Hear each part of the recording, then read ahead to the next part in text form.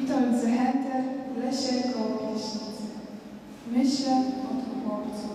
Tu stał, tulił się do matki. W tym pięknym lesie drzewa szumiały złocistą jesienią. Był dzień 11 listopada, a on miał 11 lat.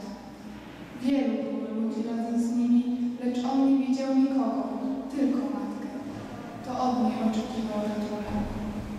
Zapewne zasłaniała mu twarzyczkę, okrywała go fałdami spódnicy, gdy ujrzała lufy karabinów, które ich na cel brały.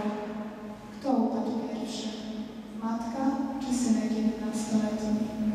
Gdy echo strzałów przykuczało lasem i śmierć spłynęła w gestapowskiej czapce, lekka, zielona, wśród mgieł listopada. Myślę o tym chłopcu. Myślę o jego 11 latach. Dzisiaj stoję przed małą tabliczką w tym pięknym lesie pogodną jesienią, gdy wrzesień kwitnie na wysokich drzewach. Oto tabliczka i nazwisko matki. Oto tabliczka i nazwisko syna i objaśnienie 11 lat. I nie pojmuję, jak mógł paść ten strzał wycelowany w szczupłą pierś chłopczyka.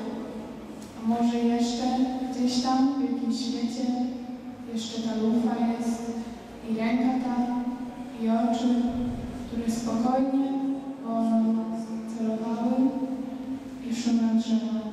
Piękne, stare sosy i wrzos już kwitnie pokochała się. Antoni Słowiński, Niepodległość.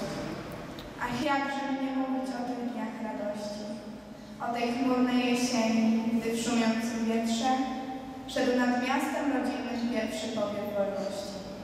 Kiedyśmy pełną piersią bili to powietrze nocą w ciemnych alejach, stłoczeni szpalerem, czekając aż zapłonie świt nad Belwederem. Jakże Ciebie przywitać radosną swobodą i czym uczcić najpiękniej? Chyba tym uśmiechem i młodzieńczej poezji burzliwą urodą, co szła śpiewem przez miasto i wróciła echem.